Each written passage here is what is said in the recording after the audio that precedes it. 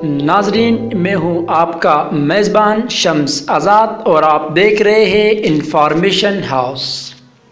ناظرین، دنیا کی حیرت انگیز اور پر اسرار واقعات میں سے ایک واقعہ 1992 کو جنوبی امریکہ کے ایک ملک وینزویلا کی ایئرپورٹ پر پیش آیا، جب ایک طیارہ اچانک ایئرپورٹ کے حدود میں نمودار ہوا۔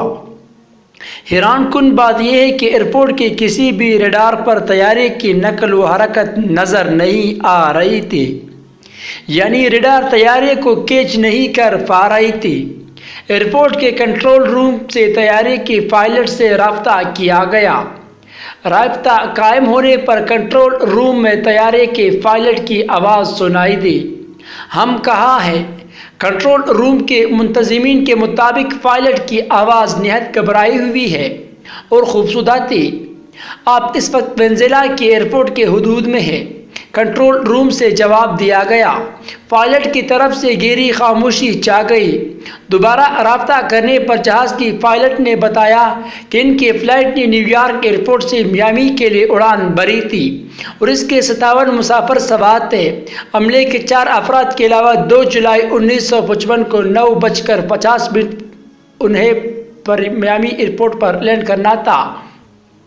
پائلٹ کے اس انکشاف پر کنٹرول روم میں گہری خاموشی چھا جاتی ہے اور سب لوگ ایک دوسرے کا منہ دیکھنے لگتے ہیں۔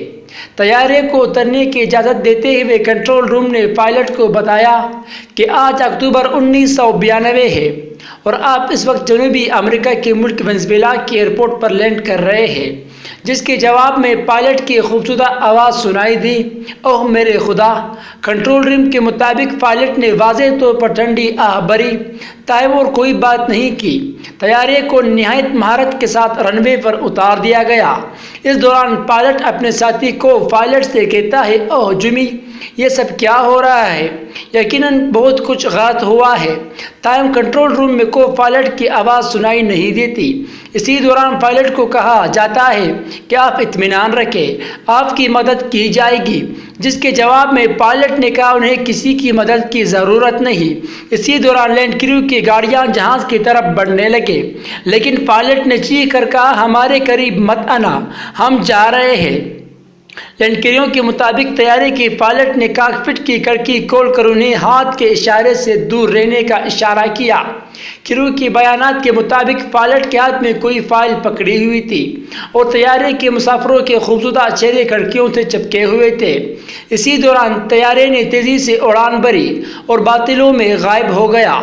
اس تمام کارروائی کا ریڈارز پر کوئی ریکارڈ موجود نہیں، لیکن کنٹرول روم اور لینڈ کریو کے بہت سے افراد کے ناقابل تردید شہادتوں اور کنٹرول روم میں پائلٹ کے ساتھ ہونے والی گفتگو کے ریکارڈ ایسے ثبوت ہیں جنہیں کسی طور پر جھٹلایا نہیں جا سکتا۔ اس کے علاوہ ایک اور ثبوت یہ ہے کہ جہاز کا پائلٹ جو چھوڑ گیا تھا 1955 کا ہاتھ سے بنا کر چھپا ہوا وہ کیلنڈر، جو ایک کاکپٹ کی کھڑکی سے پائلٹ کے ہاتھ سے گر گیا تھا، جو کہ آج بھی محفوظ ہے۔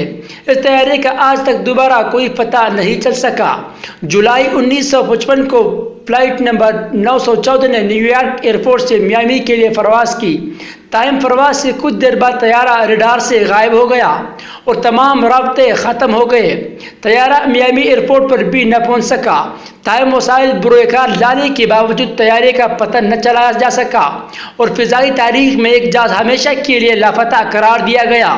لیکن اچانک اسی فلائٹ نمبر 914 نے 37 سال بعد اپنے عملے اور 57 مسافروں سمیت وینزویلا ایئرپورٹ پر اپنے ہونے کا ناقابل تردید ثبوت چھوڑ دیا اور دوبارہ سے فضا کی وسعتوں میں گم ہو گیا۔ ناظرین، اگر آپ لوگوں کو میرا یہ معلوماتی ویڈیو پسند آئی ہوئی ہو تو برائے مہربانی اس چینل کو سبسکرائب کریں۔ انشاءاللہ میں اور بھی معلوماتی ویڈیو آپ لوگوں کی خدمت میں پیش کرتا رہوں گا۔